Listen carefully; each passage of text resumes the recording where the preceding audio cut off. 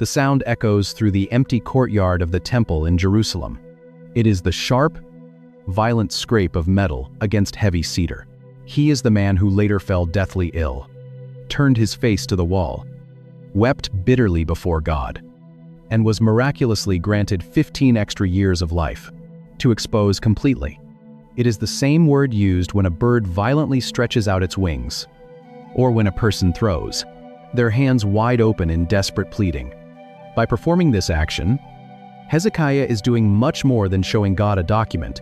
He is executing a legal and spiritual transfer of responsibility. When a vassal king was attacked, it was the duty of his sovereign lord to defend him. For years, Judah's kings had treated Assyria as their lord, but in this silent room, Hezekiah lays the Assyrian threat, completely bare before Yahweh. He points out that Sennacherib has not just insulted a human king, he has mocked the living God. Hezekiah prays, "Incline your ear, O Lord, and hear, open your eyes, O Lord, and see." Hezekiah is effectively saying, "This is not my mail. It is yours. This is not my war. It is yours." This is the turning point of his reign. He finally abandons the political maneuvering. He stops trying to control the outcome with his own wealth, alliances, or intellect. He takes the very thing that is terrifying him and physically transfers the burden. The response does not come as a thunderclap or an earthquake. It comes in the form of a messenger.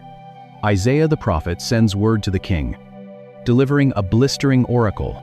The familiar interpretation of Hezekiah is that he is the gold standard of faith under pressure. Against Sennacherib, God promises that the Assyrian emperor will not enter the city, will not shoot an arrow against it, and will not even build a siege ramp against its walls.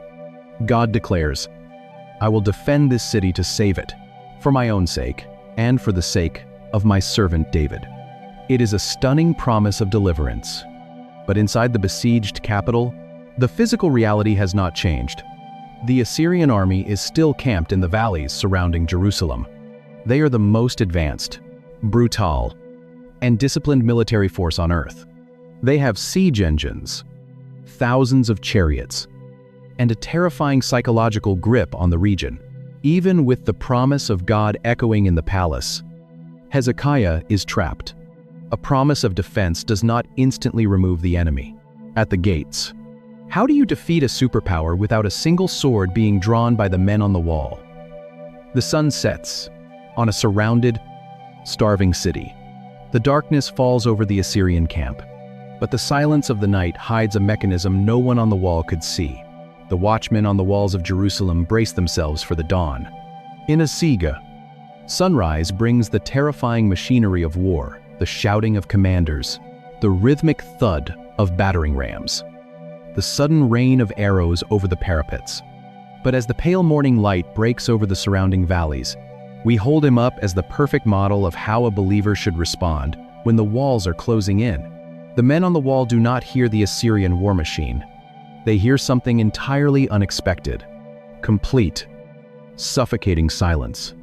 It is a heavy, unnatural stillness. As the sun rises higher, the physical reality of the Assyrian camp finally comes into view. The sprawling canvas tents remain standing. The thousands of chariots are untouched, but the army is not moving. According to 2 Kings 19, the angel of the Lord had moved through the camp during the darkness of the night. When the men of Judah look down from the walls, they see 185,000 Assyrian soldiers lying dead on the ground. The most devastating military force on the planet had been dismantled without a single Hebrew sword being drawn. Sennacherib, the most feared emperor in the ancient world, breaks camp with whatever survivors remain. He retreats all the way back to his capital city of Nineveh in total humiliation, eventually to be assassinated by his own sons in the temple of his false god. This event is not just a theological claim, it leaves a massive footprint in ancient history. In the ruins of Nineveh, archaeologists discovered a 6-sided clay document known as Sennacherib's Prism. On it, the emperor brags about his conquests. He lists the 46 fortified cities of Judah that he burned to the ground. He boasts that he trapped Hezekiah in Jerusalem like a bird in a cage. But the historical record on the prism abruptly stops. Sennacherib never claims to have breached the walls. He never claims to have captured the king. But the biblical text does not introduce his defining crisis with a display of unwavering courage. He simply declares that he trapped him, collected his tribute, and went home. The ancient propagandist could not explain why his invincible army vanished overnight, so he simply left the disaster out of the record. Step back and look at the architecture of the story. This is the absolute apex of Hezekiah's reign. It is the greatest moment of national deliverance since the crossing of the Red Sea. Hezekiah had inherited a broken, idolatrous nation. He had faced the greatest military superpower on earth. He had reached the absolute end of his own strength, laid his terror on the floor of the temple, and trusted God to intervene. And his faith had literally saved the kingdom. If the biblical narrative ended right here, Hezekiah would be flawless. He would be remembered as the perfect model of a king who trusted God in the dark. Up to this point, the question has been historical and external. It has been a masterclass in how to rely on God when you are completely out of options. But the story does not end here. Once the pattern of faith under pressure is established, the biblical text introduces a sudden, fatal shift in the narrative. The crisis that follows will reveal a terrifying truth about human nature. We are often more spiritually vulnerable in our seasons of safety and success than in our seasons of suffering. The Assyrian Empire had been pushed back. The city was secure. In 2 Kings 18, when the Assyrian Emperor Sennacherib marches his unstoppable war machine toward Jerusalem, Hezekiah's first response is not prayer. But the greatest threat to Hezekiah was no longer an army waiting outside the walls. It was a failure multiplying inside his own body. The Assyrian threat has vanished. But the air in the royal palace is heavy again. An enemy has finally breached the walls of Jerusalem, slipping past the guards and entering the king's private chambers. It is not an assassin. It is a severe, aggressive infection. The man who outlived the ancient world's greatest army is now quietly dying in his own bed. Isaiah, the prophet, the same man who brought the promise of deliverance from Sennacherib, walks into the room. But this time, he does not bring a promise of rescue. He delivers a blunt, devastating spiritual and medical verdict. Set your house in order, for you shall die, you shall not recover. Hezekiah's reaction is immediate and visceral. He turns away from his attendants, presses his face against the cold stone wall, and begins to weep bitterly. He prays, begging God to remember his faithfulness, his radical reforms, and his wholehearted devotion. He refuses to accept that his story is over. On the surface, this looks like a repeat of his earlier triumph. Once again, Hezekiah is cornered.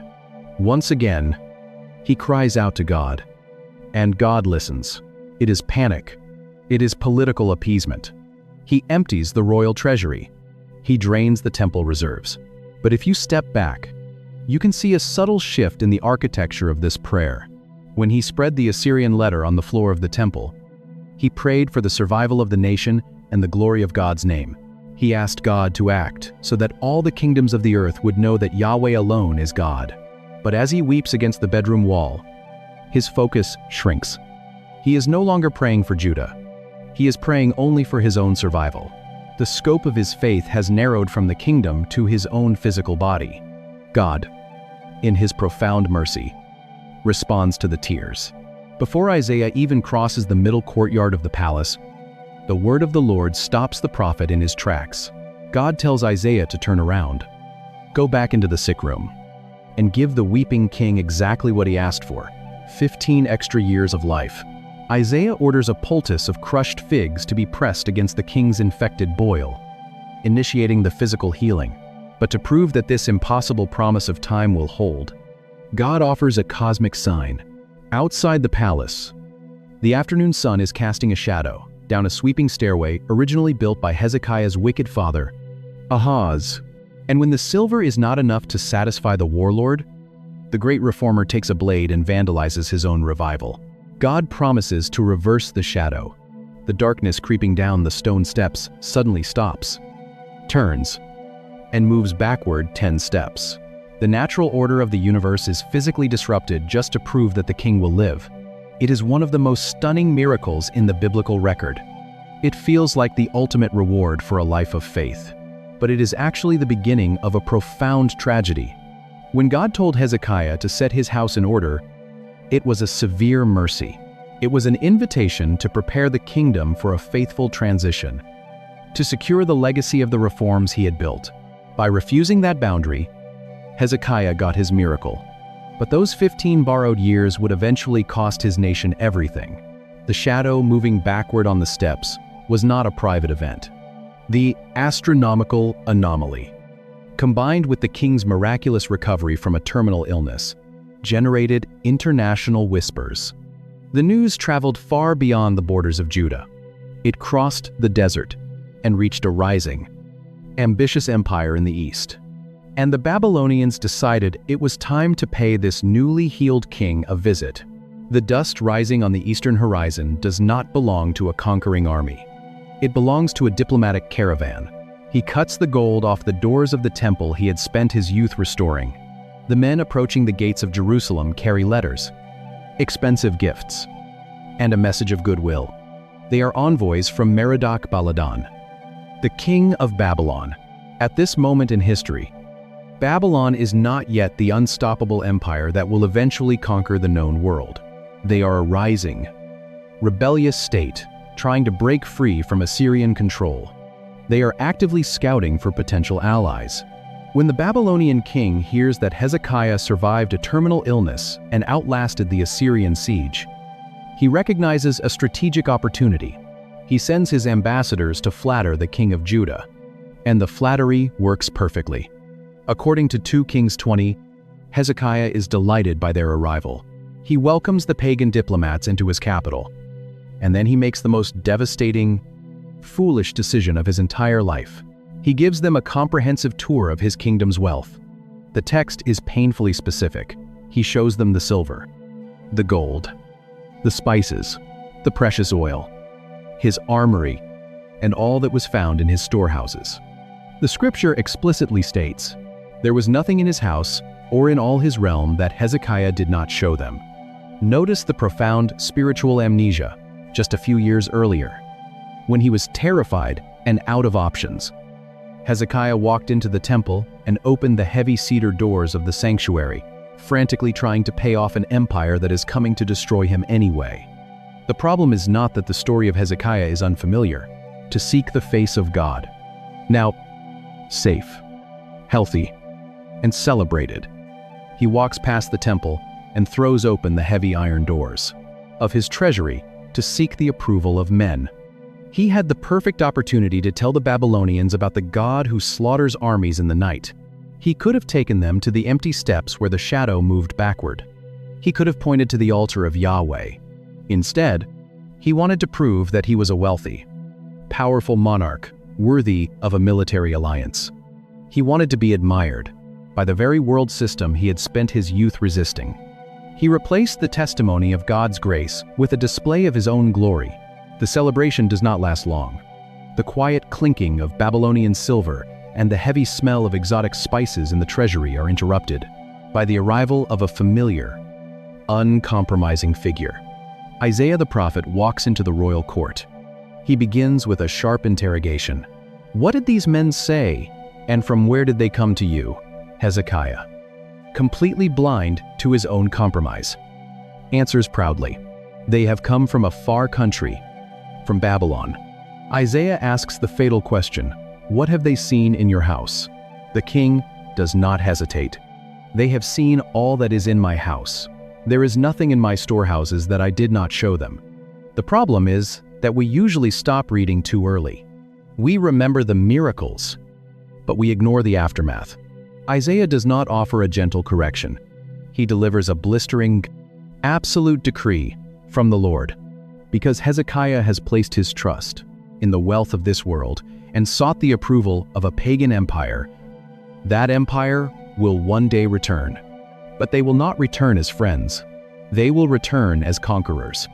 Isaiah prophesies that the days are coming when all the wealth Hezekiah just proudly displayed and all the wealth his fathers had stored up will be carried away to Babylon. Nothing will be left. Even Hezekiah's own descendants will be taken, away in chains, to serve as eunuchs in the palace of the Babylonian king. It is a horrifying prophecy. The prophet's words are a literal death sentence for the future of the nation. But the king's reaction to this news is not what you would expect from a righteous reformer. In fact, his response is the most chilling detail in his entire biography. When Isaiah delivers the horrifying news that Jerusalem will be plundered and Hezekiah's own descendants will be dragged away as slaves, you expect the great reformer to collapse. You expect him to tear his robes, cover himself in ashes, and plead with God to spare the nation, just as he did when the Assyrian army was outside the gates. You expect him to turn his face to the wall and weep bitterly. A man stands before the massive sanctuary doors, wedging an iron blade beneath sheets of pure gold and prying them loose. The hidden contradiction of Hezekiah's life is that his greatest failures did not happen in the dark days of his youth, just as he did when his own health failed. But he does none of these things. Instead, Hezekiah looks at the prophet and delivers one of the most selfish, short-sighted statements in all of Scripture. He says, "The word of the Lord that you have spoken is good." And then, the biblical writer includes a chilling insight, exposing the king's internal logic, for he thought, "Why not?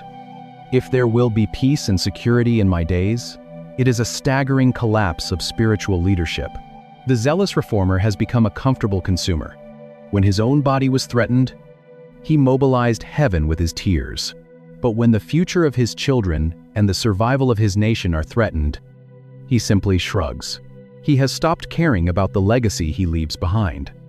So long as his present reality remains secure, he has traded the future of the kingdom for a quiet retirement. But the tragedy of these 15 borrowed years goes even deeper. To understand the true cost of Hezekiah's answered prayer, you have to do the historical math. When Hezekiah eventually dies at the end of his 15-year extension, he is succeeded by his son, Manasseh. 2 Kings 21 records that Manasseh was 12 years old when he took the throne, but in the blinding light of his answered prayers, those miraculous 15 extra years he begged for. This means Manasseh was born 3 years after Hezekiah's miraculous recovery. If Hezekiah had accepted God's original boundary and set his house in order, Manasseh would never have been born. Why does that matter? Because Manasseh becomes the most wicked king in the history of Judah. He aggressively undoes every reform his father achieved. He rebuilds the pagan high places. He places carved idols directly inside the temple of Yahweh. He returns to the horrifying practice of child sacrifice in the valley of Hinnom, offering his own sons in the fire, just as his grandfather Ahaz had done. He shed so much innocent blood that the text says he filled Jerusalem from one end to the other. Ultimately, the biblical historians point directly to the sins of Manasseh as the absolute, irreversible tipping point that guarantees the Babylonian exile. The miracle Hezekiah demanded birthed the king that destroyed his nation. The 15 extra years he refused to surrender became the incubator for Judah's final ruin. This forces a terrifying question about our own seasons of success, deliverance, and unanswered prayers. We often beg God to remove our boundaries. We plead for extensions, for comfort, for the crisis to pass. We assume that getting exactly what we want is the ultimate sign of God's favor. But Hezekiah's life reveals that God's initial command to let go is often a protective mercy, designed to secure a future we cannot see, or an unmitigated disaster for his nation. During that borrowed time, he would father Manasseh, the most wicked king in Judah's history. What are you carrying into your seasons of ease? What are you building when the pressure is off? The crisis did not create Hezekiah's pride. It merely kept it suppressed until he felt invincible.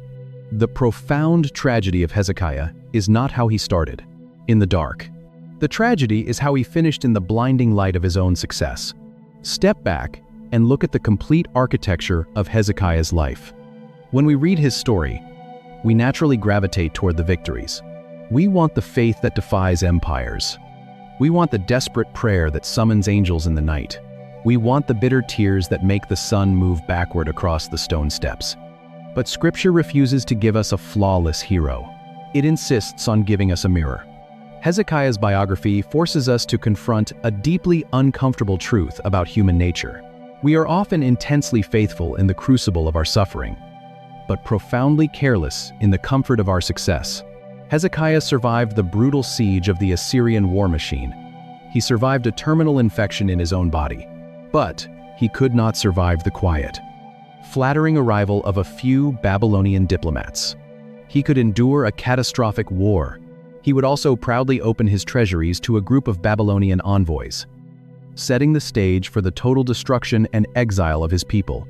But he did not know how to handle peace. This brings us back to the heavy doors.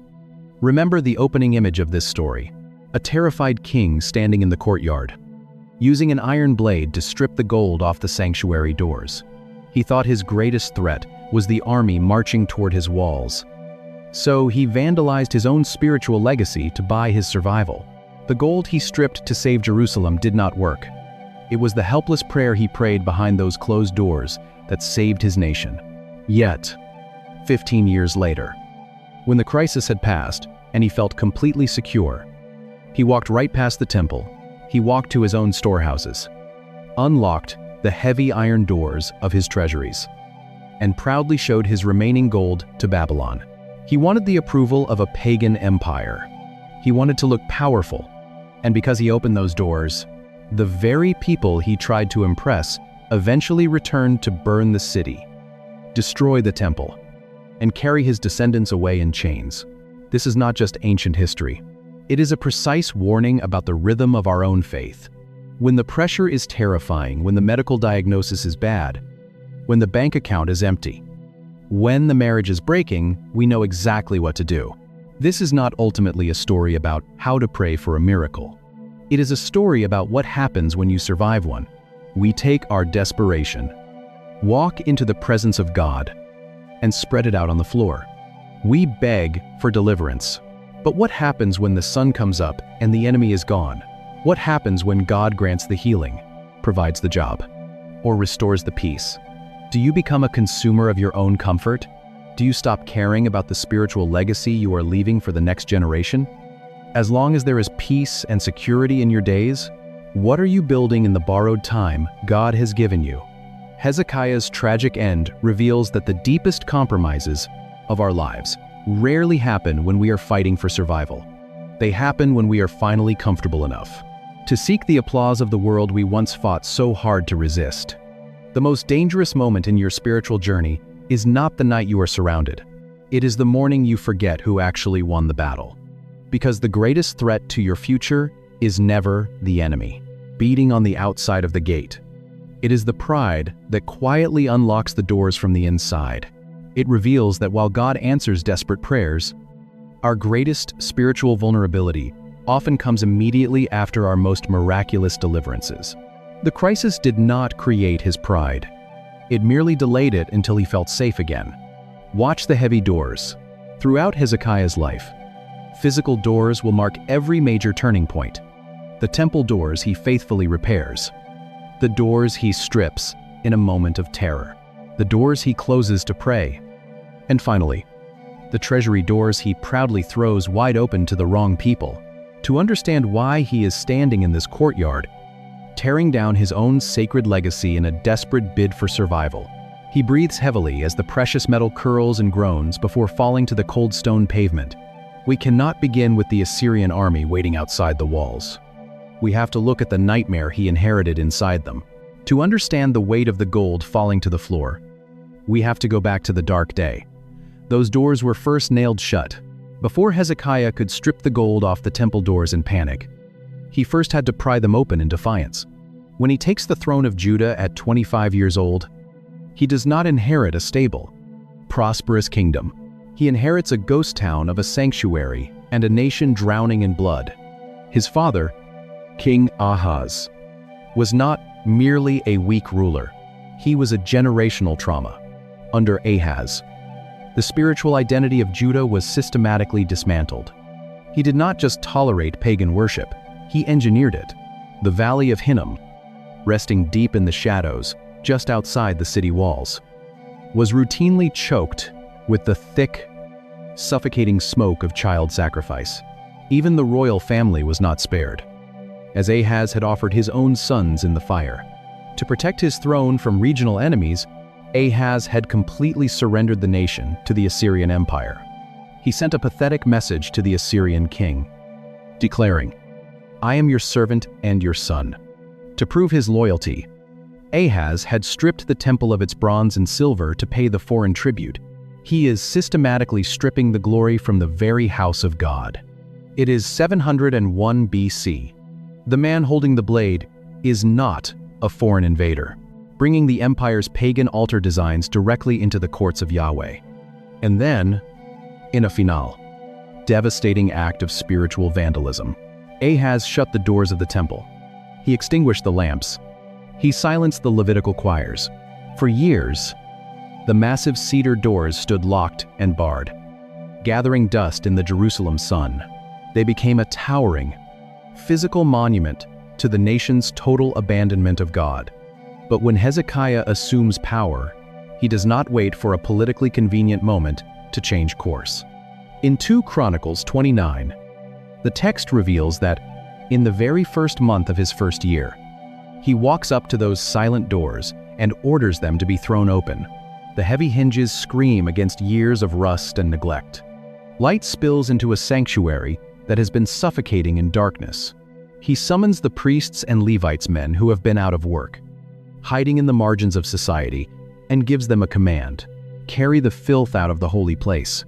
It takes them 16 agonizing days just to clear the accumulated debris, the foreign idols, and the ritual pollution from the courts. They scrub the stone floors. They relight the golden lamps. He is not a Babylonian looter, an Egyptian conqueror, or a hired mercenary. He is Hezekiah, the king of Judah, and he is terrified. They restore the altar of sacrifice. Then, Hezekiah does something no king has done in generations. He sends letters far beyond his own borders, into the fractured and devastated northern territories, inviting a divided people to return to Jerusalem for the Passover. A massive crowd gathers. For the first time in decades, the blood of the Lamb is placed on the altar. The heavy silence of Jerusalem is finally broken by the sound of ancient songs echoing off the city walls. It is easy to read this simply as a beautiful story of religious revival, but in the ancient Near East, religion and politics were entirely indistinguishable. This was not just a spiritual awakening. It was a formal declaration of war. Ahaz had closed the temple doors as a sign of submission to the Assyrian gods. By opening them, Hezekiah was not just fixing a building. He was breaking a multi-generational cycle of political appeasement.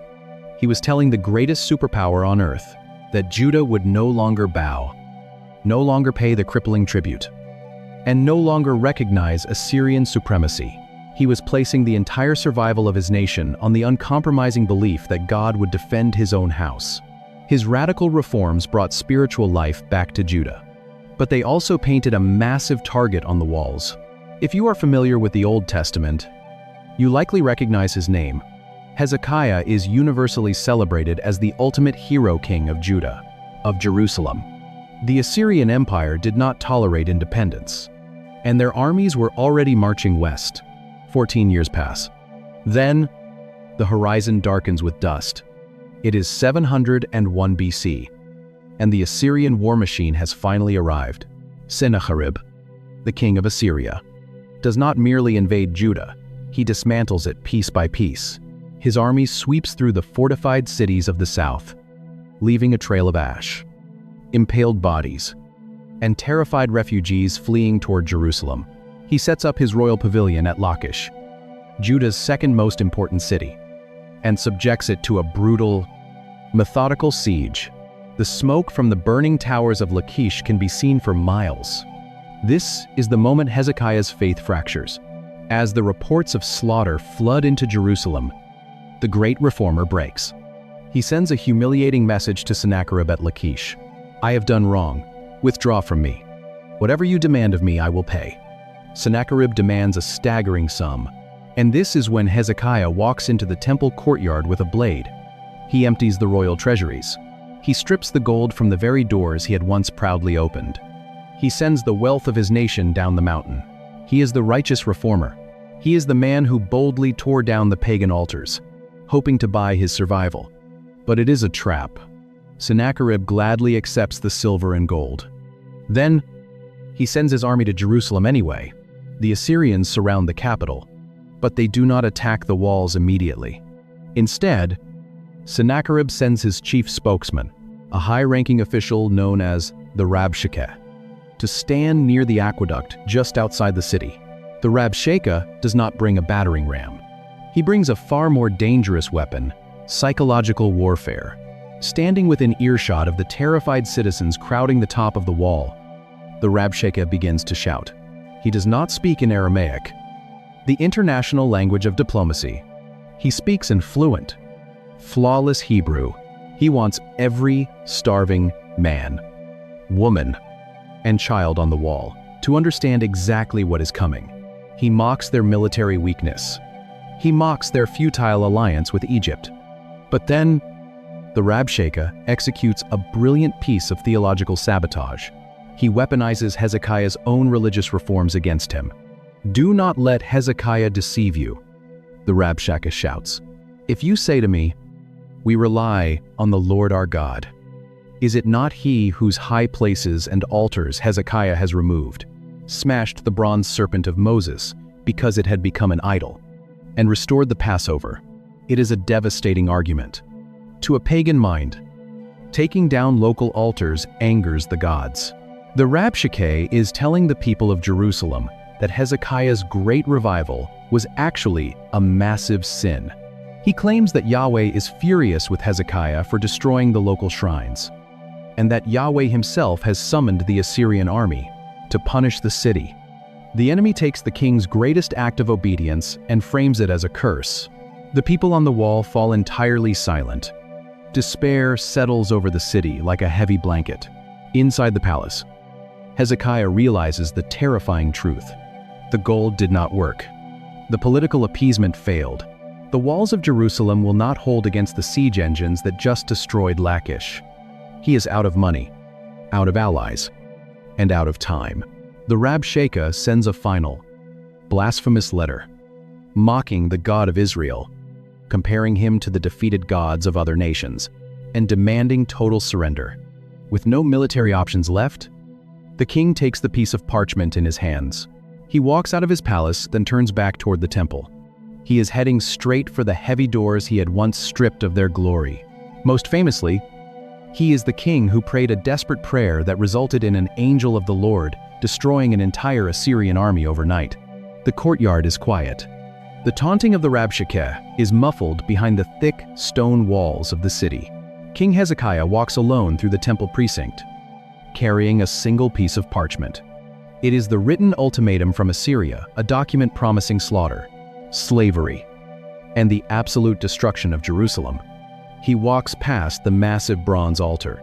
He approaches the heavy cedar doors, the very doors he had desperately stripped of their gold just days earlier in a failed attempt to buy his survival. This time, he does not bring a blade. He brings his own helplessness. According to 2 Kings 19, Hezekiah enters the sanctuary and approaches the presence of God. He does not summon his generals. He does not draft a treaty of surrender. Instead, he performs one of the most profoundly physical acts of prayer in the entire Bible. The text says, "He took the terrifying letter and spread it before the Lord." This action centers on a specific Hebrew word, paris. In English, the translation is accurate, but the original term carries an additional sense of exposure. The English word spread can sound casual, like unrolling a rug or laying a cloth over a table.